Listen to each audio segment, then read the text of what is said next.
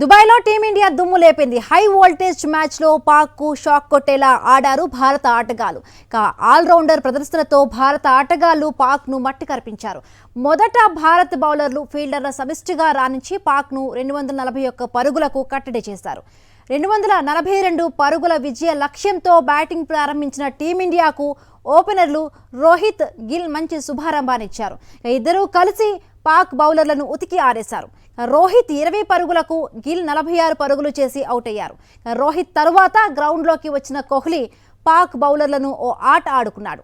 గ్రౌండ్లో ఉన్న వేలాది భారత ప్రేక్షకులకు చాలా కాలం తరువాత మంచి క్రికెట్ చూపించాడు కోహ్లీ. టీమిండియాలో తన విలువను తెలియజేసే ఇన్నింగ్స్ ఆడాడు కోహ్లీ. 111 బంతుల్లో సెంచరీ చేసి కోహ్లీ పాక్ బౌలర్లపై తన ఆధిపత్యాన్ని చూపించాడు. కోహ్లీ సెంచరీ భారత విజయంతో దుబాయ్ స్టేడియం నినాదాలతో మారుమోగింది. 42.3 ఓవర్లలో 4 వికెట్ల నష్టానికి 244 పరుగులు చేసి భారత్ ఘన విజయం సాధించింది.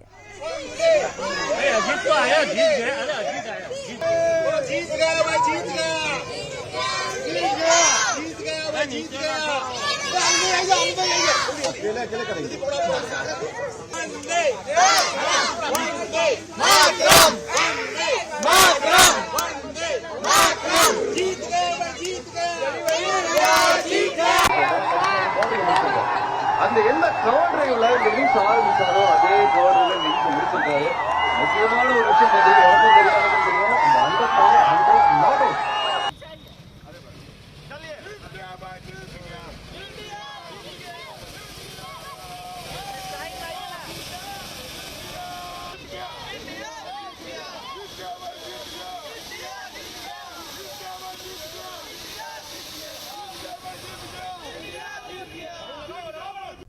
రైట్, పాక్ పై భారత్ ఘన విజయాన్ని సాధించింది. రైట్, దీనికి సంబంధించి మరిన్ని విషయాలు మనతో పాల్పంచుకోవడానికి sports analyst Kishore phone line లో సిద్ధంగా ఉన్నారు. నమస్తే అండి కిషోర్ గారు.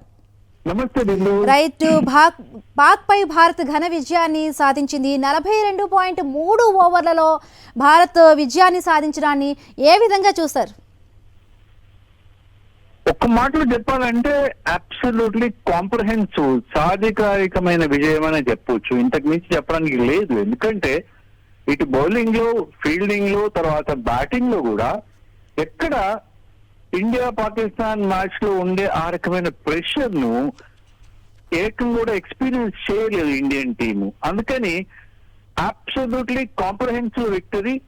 అండ్ విరాట్ కోహ్లీ ఆ లాస్ట్ బాల్ మ్యాచ్ ఫినిష్ చేస్తూ ఆ సెంచరీ సాధించడం అన్నది ఐసింగ్ ఆన్ ద కేక్ అని చెప్పుకోవాలి. And definitely Indian team is in good spirits. And ఈ విక్టరీ పర్టికులర్ గా ఛాంపియన్స్ ట్రోఫీలో it's going to make them really far more formidable contender అని చెప్పొచ్చు. ఎందుకంటే సెమీస్ లో అడుగు పెట్టారు. అండ్ ఓవరాల్ గా చూసినా సరే పాకిస్తాన్ పై ఈ ఘన విజయాన్ని డెఫినెట్లీ ప్రపంచవ్యాప్తంగా ఇండియన్ క్రికెట్ అభిమానులు ఎంజాయ్ చేస్తారు. ఆల్రెడీ చుట్టుపక్కల టపాసులు కూడా వినబడుతున్నాయి, ఆ ధ్వనులు కూడా.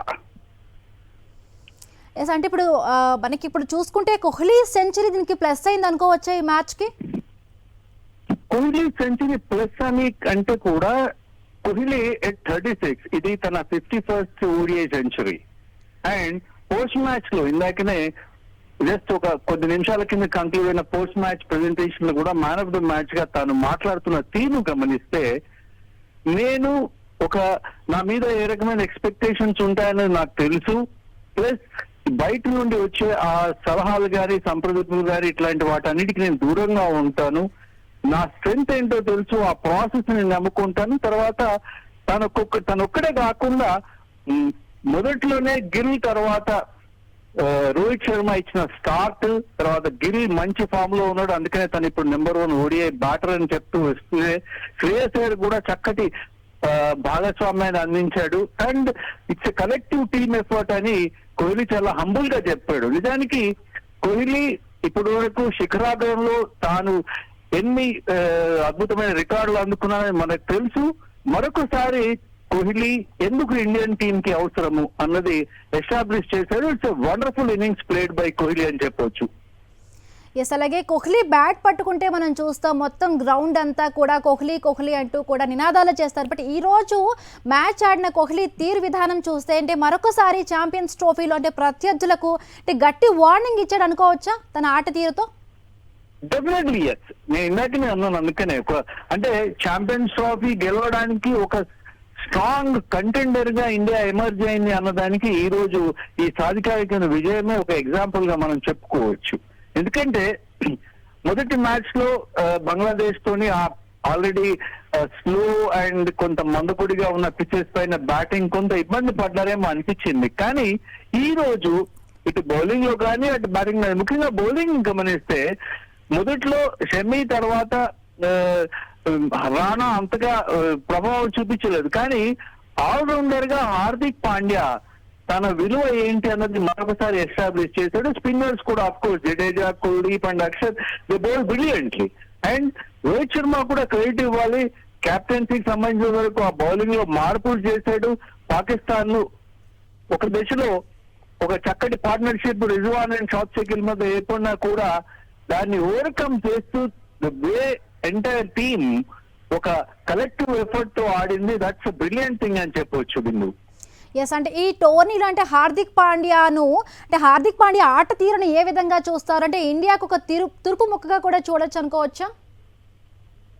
మీరు తురుపు ముక్క అన్నది చాలా ఖచ్చితంగా చాలా చక్కటి మాట వాడారు ఇక్కడ. ఎందుకంటే ట్రంప్ తో ఆడుతాను ఇటు బౌలింగ్ లో కానీ అటు బ్యాటింగ్ లో. ముఖ్యంగా ఈ రోజు బౌలింగ్ గమనిస్తే కనుక షమి, రాణా ఇద్దరు కూడా రాణించలేదు, కొంత ఎఫెక్ట్ లేదు వాళ్ళు అనుకుంటే, తాను వాళ్ళ మెయిన్ బ్యాటర్ బాబర్ ఆజంను బోల్తా కొట్టించిన తీరును గమనిస్తే దట్స్ వండర్ఫుల్ బౌలింగ్ ఎఫర్ట్. తర్వాత కూడా తాను బౌలింగ్ లో వేరియేషన్స్ చూపించాడు. పేస్ ఆఫ్ అంటారు, అంటే తాను నార్మల్ యాక్షన్ తోనే వేస్తూనే బంతి వేగాన్ని తగ్గించడము, తర్వాత స్లో బౌన్సర్స్ వేశాడు.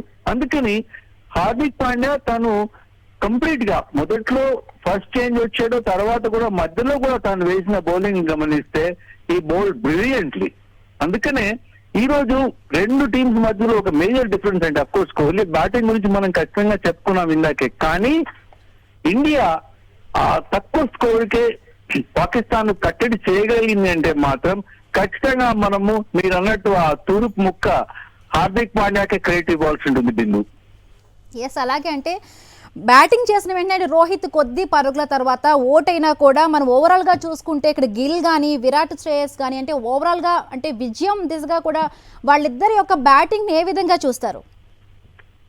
ఇక్కడ రోహిత్ శర్మకు సంబంధించి రోహిత్ శర్మ చాలా సెల్ఫ్లెస్ గా అంటే నిస్వార్థంగా ఆడుతున్నాడు. వరల్డ్ కప్ నుండి మొదలు పెడితే కనుక ఇప్పటి వరకు తాను ఒక టెంప్లెట్ డిజైన్ చేసుకున్నాడు. దాంట్లో ఏంటంటే అగ్రెసివ్ గా మొదట్లోనే ఆ పవర్ ప్లేకి సంబంధించిన ఫీల్డ్ రెస్ట్రిక్షన్స్ వాడుకొని వీళ్ళని ఎక్కువ పరుగులు రాబట్టాలని. ఎందుకంటే రోహిత్ శర్మకు సంబంధించిన వరకు ఓడిఐలో ఈజ్ మాస్టర్ బ్యాటర్.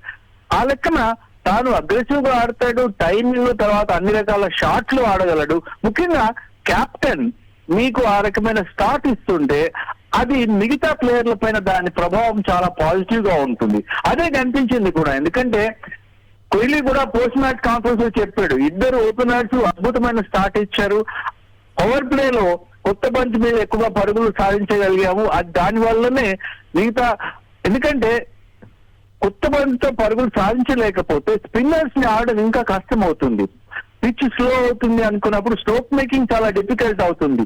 ఈ పరిస్థితి బంగ్లాదేశ్ కు వ్యతిరేకంగా మనం ఎదుర్కొన్నాం. కానీ ఈ రోజు మ్యాచ్ లో పాకిస్తాన్ పేసర్స్ ని, ముఖ్యంగా Shaheen Shah Afridi one of the premier bowlers in world cricket, అతన్ని ఎకానమీ చూస్తే కనుక ఇటు గిల్ గాని అటు రోహిత్ శర్మ గాని తర్వాత కోహ్లీ ఫర్ దట్ మ్యాటర్ వీళ్ళు అటాక్ చేసిన తీరును గమనిస్తే ఒక ప్లాన్ ప్రకారం పకడ్బందీగా ఆ ప్లాన్ ని ఎగ్జిక్యూట్ చేయడంలో మాత్రం ఇండియన్ బ్యాటర్ సక్సెస్ అయ్యారు. అందుకనే మీరు ఇందాక చెప్పినట్టు అన్ని ఓవర్లు మిగిలి ఉండగా అన్ని 6 వికెట్ల విజయం లభించింది ఇండియాకు. And it's a wonderful team effort అని చెప్పవచ్చు బిందు. ఎస్, అంటే ఛాంపియన్స్ ట్రోఫీలు అంటే జరగబోయే ముందు మ్యాచ్ల్లో మరి ఇండియాకు ఎలాంటి అవకాశాలు ఉన్నాయి? అవకాశాలు ఖచ్చితంగా ఉన్నాయి. ఇండియా ఇప్పుడు ప్రస్తుతానికి ఓడిఐ క్రికెట్ లో చూస్తే India is a very strong contender అని చెప్పుకోవచ్చు. ముఖ్యంగా ఇంగ్లాండ్ సిరీస్ ను చూసాము ఈ టోర్నమెంట్ కంటే ముందు. ఇంగ్లాండ్ సిరీస్ లో ఇంగ్లాండ్ పై ఏ రకంగా మనం డామినేషన్ కొనసాగించామన్నది, ప్లస్ బంగ్లాదేశ్ తో కానీ ముఖ్యంగా ఈ రోజు మ్యాచ్, ఇది క్రంచ్ మ్యాచ్, రెండు జట్లకు కూడా చాలా కీలకమైన మ్యాచ్, హెవీ ఎక్స్పెక్టేషన్స్ ఉన్నాయి. ప్లస్ పాకిస్తాన్ కూడా ఏంటంటే చావో రేవో అన్నట్టు ఉన్న పరిస్థితి. అలాంటిది ఈ మ్యాచ్ లో ఏ రకమైన ఒత్తిడికి గురి కాకుండా ఇండియన్ టీం ఆడిన తీరు అది నిజంగా ప్రశంసించదగ్గది. అందుకనే ఖచ్చితంగా ఛాంపియన్స్ ట్రోఫీ గెలవడానికి అన్ని రకాల ఆ క్వాలిఫికేషన్స్ ఏవైతే ఉన్నాయో అవి ఇండియాకు ప్రస్తుతం ఉన్నాయని చెప్పుకోవచ్చు. డెఫినెట్లీ మిగతా టీమ్స్ ఇండియాతో ఆడాలంటే కొంత కష్టంగా ఇబ్బంది పడతాయి.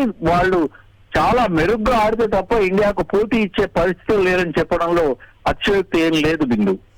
ఎస్, అలాగంటే పాక్ ఓపెనర్ బాబర్ను అంటే అవుట్ చేయడం ద్వారా అంటే పాక్ ఎక్కువగా లక్ష్య సాధనలో కూడా వెళ్ళలేకపోవడానికి అక్కడ అంటే కళ్ళెం వేశారు అనుకోవచ్చా మనం? డెఫినెట్లీ, ఎందుకంటే బాబర్ ఆజం అవుట్ అయిన తర్వాత ఇమీడియట్ గా ఒక లేని పరుగు కొరకు ప్రయత్నించి వాళ్ళ ఇంకొక ఓపెనర్ ఇమాముల్ హక్ అవుట్ అయ్యాడు. అక్కడ అక్షర్ పటేల్ కొట్టిన డైరెక్ట్ హిట్ ఏదైతే ఉందో అది మిగతా పాక్ బ్యాటింగ్ పైన ప్రెషర్ బిల్డ్ చేసింది. రిజ్వాన్ షాద్ షకీల్ ఇద్దరు కూడా వీరన్నంత అంటే వికెట్లు కాపాడుకునే ప్రయత్నం చేశారు. ఆ దశలోనే ఇటు మన స్పిన్నర్లు అక్షర్ పటేల్ కానీ లేదంటే హార్దిక్ పాండ్యా కానీ అఫ్కోర్స్ కుల్దీప్ కానీ వీళ్ళందరూ చాలా కట్టుదిట్టంగా బౌలింగ్ వేయడం చూసాం మనం.